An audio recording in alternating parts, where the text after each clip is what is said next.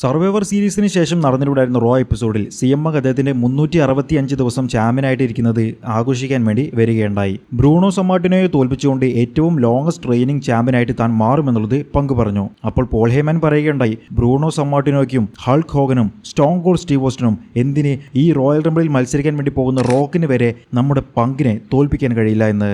അപ്പോൾ തന്നെ സിഎം അദ്ദേഹത്തിന്റെ സർവൈവർ സീരീസിലെ മാച്ചിനെ കുറിച്ച് സംസാരിക്കുകയുണ്ടായി. ആരുടെയും സഹായമില്ലാതെ താൻ വിജയിച്ചു എന്നുള്ള രീതിയിലായിരുന്നു പങ്ക് അവിടെ സംസാരിച്ചിട്ടുണ്ടായിരുന്നത്. അതാ വരുന്നു സർവൈവർ സീരീസിലെ തന്റെ എതിരാളിയായിട്ടുണ്ടായിരുന്ന റൈബാക്ക് വന്നു പങ്കിനെ അറ്റാക്ക് ചെയ്യുമെന്നുള്ളത് ഉറപ്പായിരിക്കുകയായിരുന്നു. റൈബാക്ക് റിംഗിലേക്ക് കയറുന്നതിന് തൊട്ടു മുൻപേ ആ 3 ബ്ലാക്ക് ഡ്രസ്സ് ധരിച്ചവർ വീണ്ടും വന്നുകൊണ്ട് റൈബാക്കിനെ അറ്റാക്ക് ചെയ്യുന്നു. ഫാൻസ് അപ്പോൾ എല്ലാവരും കൂടി ഒരുമിച്ച് ചാൻഡ് ചെയ്യുന്നുണ്ട്, ഫീഡ് മീ മോർ എന്ന് പറഞ്ഞിട്ട് റൈബാക്കിന്റെ ചാൻഡുകൾ.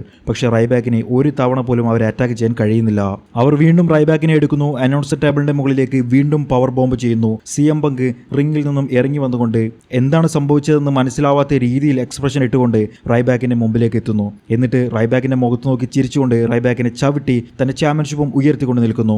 ഈ 3 പേർ NXTയിലെ 3 താരങ്ങൾ ദ ഷീൽഡ് റിംഗിൽ ഉയർന്നു നിൽക്കുന്നു.